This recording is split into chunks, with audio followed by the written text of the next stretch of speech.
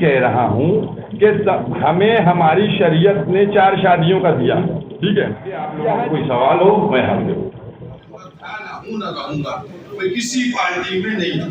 हम अपनी कम्युनिटी की और मुस्लिम समाज की बात लेके आगे आए।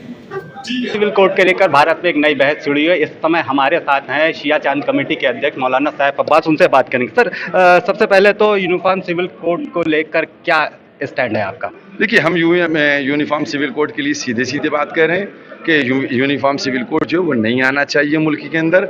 हमारे मुल्क के अंदर संविधान है, कॉन्स्टिट्यूशन है, और हर एक मजहब के लिए, रिलीजन के लिए बाकायदा एक सिस्टम रखा हुआ है।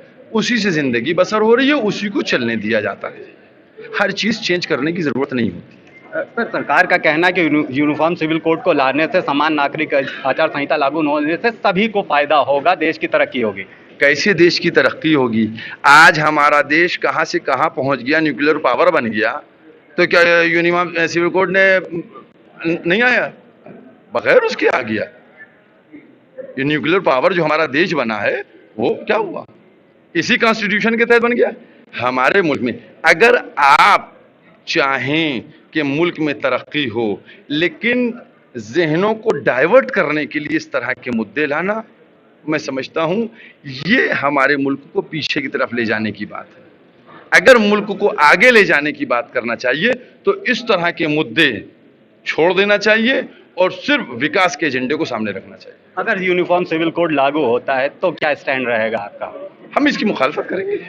अगर वो लागू होता है तो उसकी मुखालफत करेंगे, संविधान के रहते हुए, जो संविधान ने हमको परमिशन दी है। शिया कम्युनिटी की बात करें तो 15 तारीख को आपको जो जलसा होने वाला है उसके विषय में बताइए, किस चीज़ पर आधारित होगा ये? देखिए, हमारे यही कुछ मौजूआत हैं जिनके ऊपर बैठेंगे। हमने कहा कि शियों के कुछ इंटरनल प्रॉब्लम्स हैं, उनके ऊपर चर्चा होगी, और उसके बाद शियों के जो बाहर के हैं पॉलिटिकल, इसके ऊपर चर्चा होगी, और इन दोनों को लेके हम 15 तारीख को बाहर निकलेंगे चर्चा के बाद। फिर हम मुस्लिम कम्युनिटी के साथ बैठेंगे, उनके साथ बैठ के चर्चा करेंगे। इस तरीके से हम स्टेप बाय स्टेप आगे बढ़ेंगे। जल्द ही चुनाव होने वाले हैं, 2024 का लोकसभा चुनाव भी नज़दीक है, तो किस तरफ शिया कम्युनिटी देख रही है, किस तरफ उसको चुनाव के लिए क्या दिखाई दे रहा है? नहीं, अभी शिया कम्युनिटी का मामला ये है कि अभी वो लोग अपनी तैयारी कर रहे हैं मामलात की। हमने अपनी तैयारी शुरू कर दी है। उन्होंने भी 23 को उतारी, हमने भी 23 से तैयारी शुरू कर दी है, 23 जून से। अब तैयारी चलेगी भी, आखिर में देखेंगे। आप ट्विटर पर राजनीति की बात आप कर रहे थे, तो क्या है इसके विषय में बताइए। देखिए, ऐसा है ना कि बहुत सी पार्टियां जो हैं वो सपोर्ट हमको ट्वीट करके कर देती हैं, ठीक है। ट्वीट कर दिया, सपोर्ट हो गया, तो हमने उनको कहा कि अब ट्विटर से काम नहीं चलेगा, अब धरातल पे काम चलेगा। अगर आप धरातल पे काम हमारे साथ करेंगे तो हम धरातल पे आपको उसका रिजल्ट देंगे। अगर आप ट्वीट करके हमको सपोर्ट करेंगे तो हम ट्वीट करके आपको वोट दे देंगे। तो क्या लगता है 2024 के चुनाव में कोई एक पार्टी अगर आपको सपोर्ट करती है या आपके मुद्दों पर आपसे बात करती है, तो क्या आप उसकी तरफ जाएंगे?